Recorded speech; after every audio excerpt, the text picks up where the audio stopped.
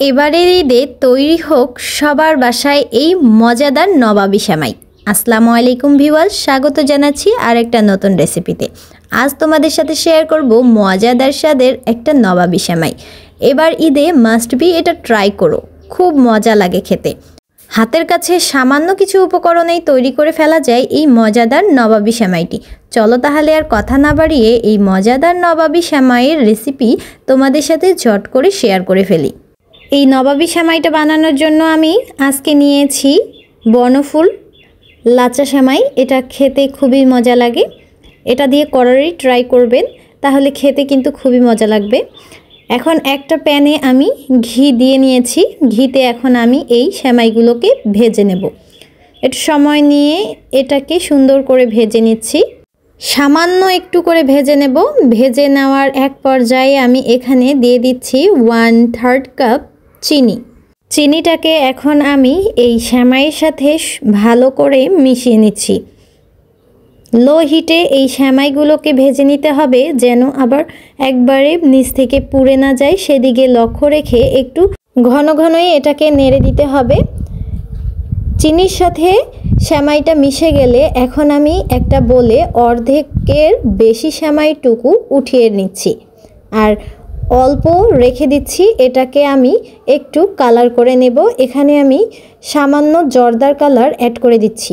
দেখা সৌন্দর্যের জন্য এটাকে আমি সামান্য একটু কালার করে নিচ্ছি। যদি তোমরা না চাও তাহলে এটাকে স্কিপ করতে পারো, এটা একবারে অপশনাল।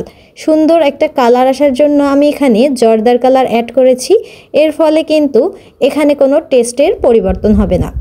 এখন উঠিয়ে রাখা সেমাইটা একটা সার্ভিং বলে আমি এটাকে ভালো করে ছড়িয়ে দিচ্ছি। এখন একটা প্যানে আমি 1.5 লিটার দুধ নিয়ে নিচ্ছি। এটা কিন্তু আগে থেকে একটু জাল করে ঠান্ডা করে নেওয়া দুধ। এখন এখানে আমি দিয়ে দিচ্ছি 1/3 কাপ চিনি। এখন দিয়ে দিচ্ছি এখানে 3 টেবিল চামচ কর্নফ্লাওয়ার আর 3 টেবিল চামচ দিয়ে দিচ্ছি এখানে পাউডার দুধ। ভালোভাবে নেড়ে এটা মিশিয়ে নিচ্ছি। তারপরে চুলার আমি অন করে দিয়ে অনবরত এখন নাড়তে থাকবো।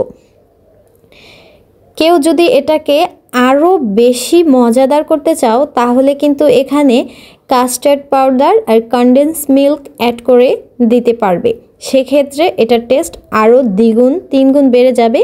তবে সবার হাতের কাছে তো সবসময় এই উপকরণগুলো থাকে না, সেজন্য আজকে আমি অল্প উপকরণেই এই নবাবী সেমাইটা তৈরি করার চেষ্টা করেছি। দুধটা যখন একবারে ক্রিমি একটা টেক্সচারে চলে এসেছে তখন আমি এটাকে নামিয়ে সামান্য একটু ঠান্ডা করে নিয়েছি। এখন উপর থেকে এই সেমাইয়ের এইখানে আমি দিয়ে নিচ্ছি। অল্প উপকরণেও খেতে যে খারাপ লাগে এই সেমাইটা তা মোটেও নয়।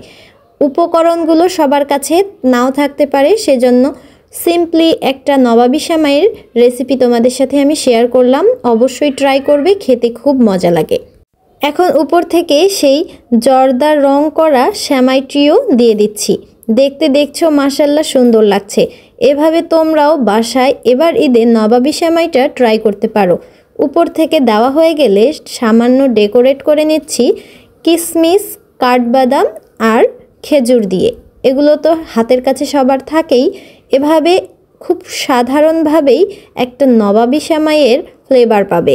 যদি এবার ঈদে এই রেসিপিটা ট্রাই করো, অবশ্যই কমেন্টে জানাতে ভুলবে না তোমাদের মজাদার শাহী সেমাইটি কেমন ছিল। আজকের মতো তাহলে আমি এখানে বিদায় নিয়ে নিচ্ছি। সবাই সুস্থ থাকো, ভালো থাকো।